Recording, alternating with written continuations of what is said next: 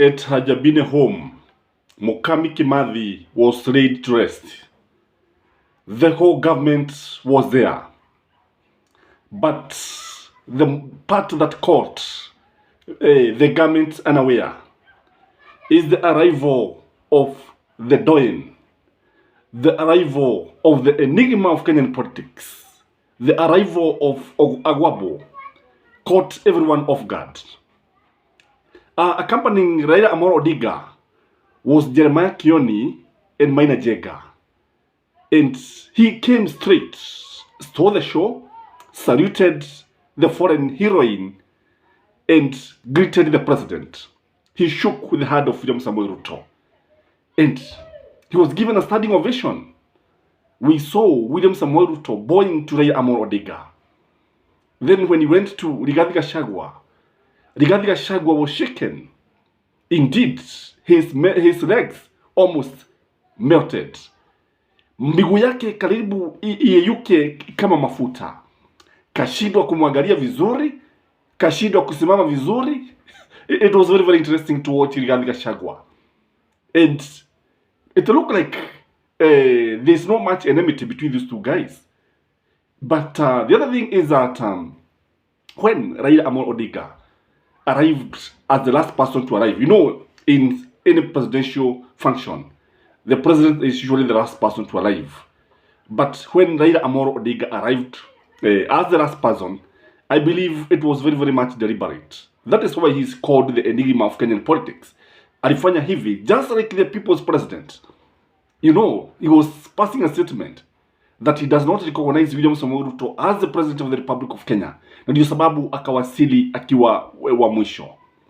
So even that standing ovation, that idea of William Samoei Ruto standing up to Raila Amolo Odinga, kusimama na kumsalimia, na mpaka the speaker had to stop everything for Raila to settle down. And again, I saw the greetings. If you ask me, Ruto gave Raila Amolo Odinga hearty greetings. Hearty greetings, because in fact he was patting him on one hand, greeting him, holding his palm, and the other hand was patting his back. It was very, very interesting. And again, I also looked at Mudavadi. Mudavadi and Raila did not shake hands. Mudavadi seems not to be happy. Mudavadi's face looked like that somebody who has been annoyed. Ukimwangalia vizuri sana utaona kwamba kama kuna mtu ana hasira pale, mtu ambaye mwenye kujitokeza kama mwenye hasira ni Mudavadi. Ukimwangalia vizuri sana utaona hivyo ndivyo ilivyokuwa. And when the time for Gachagua came to speak, one thing that caught the attention of any analyst is the way he referred to Mau Mau and told them that he told the nation that Uhuru Muigai Kenyatta grabbed the Mau Mau rat. Indeed, if you listened to his speech, it left no doubt that if he were to become the president, Kenyatta's family would lose all the lands. In fact, he'd lose all the land to the government. And kile ambacho walisema ni kwamba, na amekuwa akisema hivi mara kwa mara, kwamba familia ya Kenyatta inafaa kugawa lile shamba lake. Yale mashamba yagawanywe, serikali ipewe nusu, agao maskini wapewe. Hizi ni siasa, tunajua tu hizi ni siasa za kawaida, siasa ambazo zimekuwa zikiendelezwa na Rigathi Gachagua. So the bitterness with the Kenyatta family was very real. It was very clear to all. Kwamba unapomtazama Gachagua utaona mtu mwenye hasira za mkizi, mtu ambaye anataka kulipizia kisasi, mtu ambaye nafikiri wakikutana na Uhuru Muigai Kenyatta, nafikiri wanaweza kulimana magumi, wanaweza kurushiana makode, wanaweza kurushiana judo. Huo ni ukweli wa mambo. Kwa sababu unapomwangalia utaona kwamba he is like he has unfulfilled mission. Indeed, if something was to happen to Uhuru Muigai Kenyatta, it's something that would raise questions. I don't think Gachagua anaweza kujitokeza pale kutokana na vile zile hasira ambazo anaonyesha. When you look at Gachagua again, the bitterness with Raila is real also. sababu ukiangalia pale utaona kwamba anajaribu kujionyesha, kujipendekeza kama mtu ambaye anajua ukweli, mtu ambaye anaelewa ukweli, mtu ambaye yeye anaelewa na yule mtu ambaye amekosea ni Raila Amolo Odinga. Hivyo ndivyo alivyokuwa akitaka kuonyesha. So the tone of his language, the tone of his speech is that of hatred towards Kenyatta's family, is that of dissatisfaction, that of disapproval of Raila Amolo Odinga. Then came the Raila's moment. The Raila, people know it's not the true Raila that I think is not revealed to the public. Because Raila is a philanthropist. When you look at it, what he has done to Kemali's family, many people don't even know this. And were it not for Raila who revealed this, I think many Kenyans would not know this. For once, we realize that the Dedan Kimathi Jr., who went to India and was electrocuted in India, was taken there by Raila Amolo Odinga, paid his school fees until that untimely moment when he met his untimely death. Again, we also realize that Raila Amolo Odinga has been a constant guest in Nyandarua, and specifically in Kimathi's family. Not once, not twice, ambapo wamewahi kukutana na Mukami and the family, the sisters, the daughters to Kimathi could attest to this. And even the eulogy, when you look at the eulogy, there was a photo there of Kimathi's wife, Mukami Kimathi, together with Raila Amolo Odinga. So this one is very, very interesting. Again, he went ahead and revealed that after the government was paying, the government was paying rent initially for Mukami Kimathi, but Raila went a step further and bought a house for her. So ile nyumba ambayo alifia mwenda zake, nyumba ilikuwa imenunuliwa na Raila Amolo Odinga. Hapo nataka kumwambia asante sana Raila Amolo Odinga, nataka kumshukuru kutokana na vile ambavyo amejitolea. Again, he talked about, akawatetea sana wale watu wa Mau Mau, akawatetea sana, and the history of the Mau Mau is very clear to him. In fact, it is in his figurative, the history of this country. Kama kuna mtu ambaye anaelewa vizuri Raila Amolo Odinga, mgala muwe na haki mpe. Lakini ikafika mahali ambapo hata William Samoei Ruto himself had to confess that Raila is a walking history in this country, and he understands the history of this country so well. And history is a very good teacher, and that is why I believe Raila Amolo Odinga is very, very wise as far as politics are concerned. That is why he is referred to as a Gwabo, a mysterious man. And jambo lingine ambalo lilijitokeza ni kwamba when you look at Ruto himself, when his time came to speak, when you look at the speech of William Samoei Ruto, it is not very different from what he has been saying, because he promised the people of Nyandarua about roads, the issue of roads that he has been talking about, the abandoned roads. He said that the government is going to see what is going to do. And when he was talking to Raila Amolo Odinga, when he was referring to Raila Amolo Odinga, indeed, these guys, one thing I came to realize is that they are close.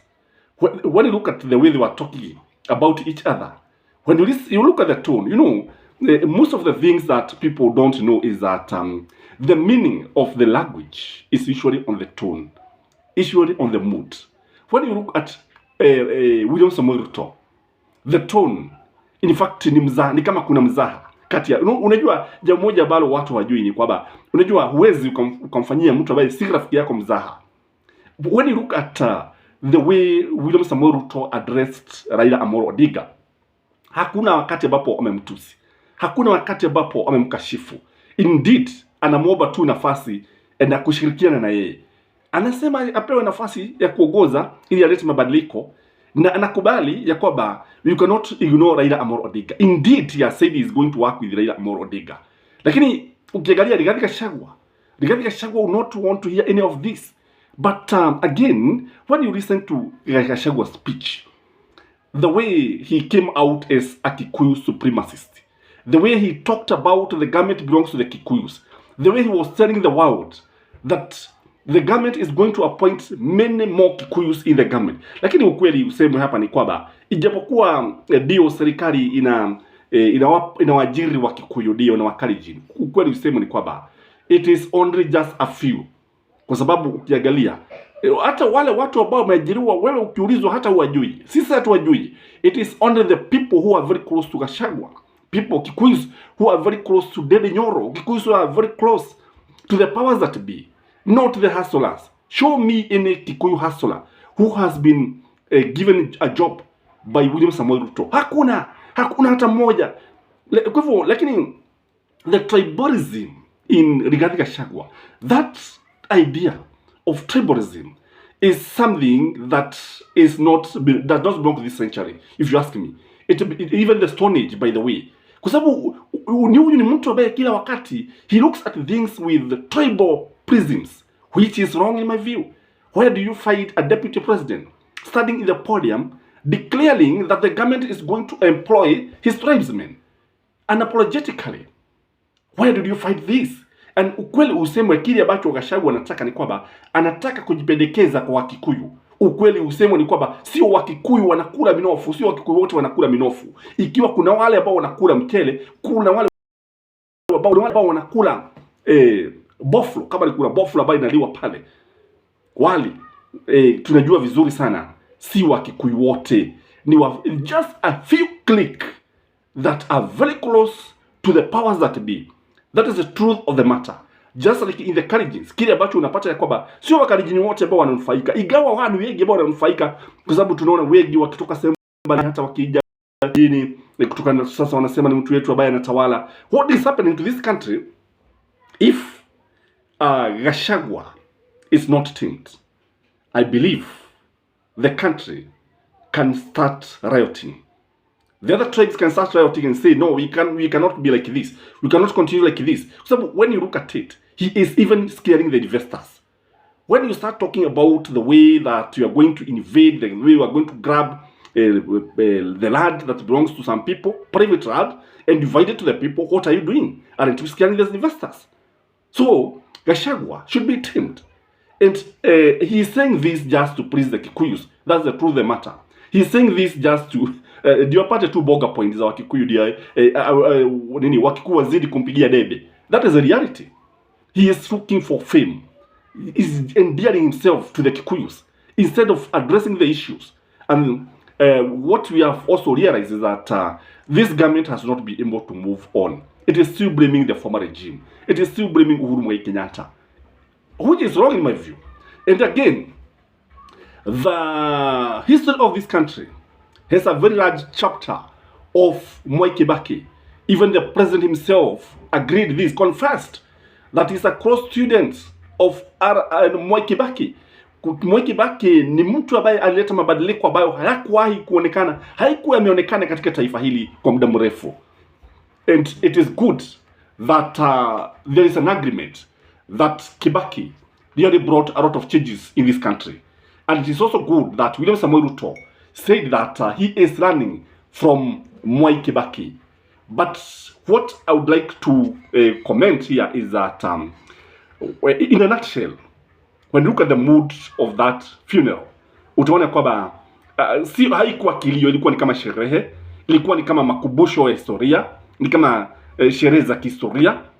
And the Mau were brought to the fore. Kwamba sasa sehemu ya Mau imepewa kipaumbele, because we have also heard from William Samoei Ruto saying that the government is going to work with the Mau to exhume the body of Kimathi, and is going to be given a decent burial, which is a good thing if you ask me. Again, when you look at that moment, the fact that Mukami Kimathi was able to unite Raila Amolo Odinga, Gachagua, and William Samoei Ruto in death tells that there is no much difference as far as politics is concerned. There are no much ideological differences. There are no much personal differences between these leaders. But when you look at Mudavadi, as I said, he seems to be very bitter with Raila Amolo Odinga. I don't know why. And when you look at him, he seems not to be happy with Azimio. I don't know why. When you look at William Samoei Ruto, you see somebody who is beholden by the Kikuyus. You see somebody who is captured by the Kikuyus. You see somebody who look like he cannot be able to do something without consulting the Kikuyus. You see somebody who is spending too much time with the Kikuyu community at the expense of other communities. He has said that on Saturday, he'll go back to Jabini, which is a good thing, because Nyandarua County is one of the most productive counties. Indeed, it's a breadbasket for this country. It can feed the whole of this nation. Lakini barabara kule zilikuwa zimepuuzwa sana, na ni jambo nzuri, ni jambo bora. Tunasema kwamba mgala muue na haki mpe, kwa sababu wale watu wa Nyandarua hakuna kitu kingine wanataka. Wanataka stima, wanataka maji, wanataka barabara nzuri, wanataka barabara zikarabatiwe, wanataka amani. That is what they are asking for. Because for them, if there's one place that I admire, it is Nyandarua County, because this is where you find even food growing naturally. That is the reality. That's the truth of the matter. And when you look at the whole organization of that barrio, utaona kwamba hakukuwa na mipangilio mizuri, ukweli usemwe. And even Raila said that even the flag was not even half-mast. From the time Mokami Kimathi passed on, the government should have talked about or raised the flag half-mast. Jambo hilo halikuwa. Kwa hivyo hata ukiangalia kanisa kwa upande mwingine pale, utaona kwamba hakukuwa na mpangilio mzuri sana. Lakini when you look at Kimathi's family, it will look like a family that is well up, a family that is not doing badly, a very organized family. That's the truth of the matter. And even if we may say that the government has always ignored the families of freedom fighters, it looked like this family has not been ignored. Truth be told, look at those people. They are ni watu ambao wameshiba, wamekula akashiba. When even you listen to their language, when you listen to their accent, it tells you that these are people who have spent a lot of time in Europe or America. That's the truth of the matter. And I don't know what you think, but if you ask me, this has lowered, Mokami Kimathi has lowered the political temperature in this country. She has united Kenyans in death. That is my take. May you have a blessed evening. Bye-bye.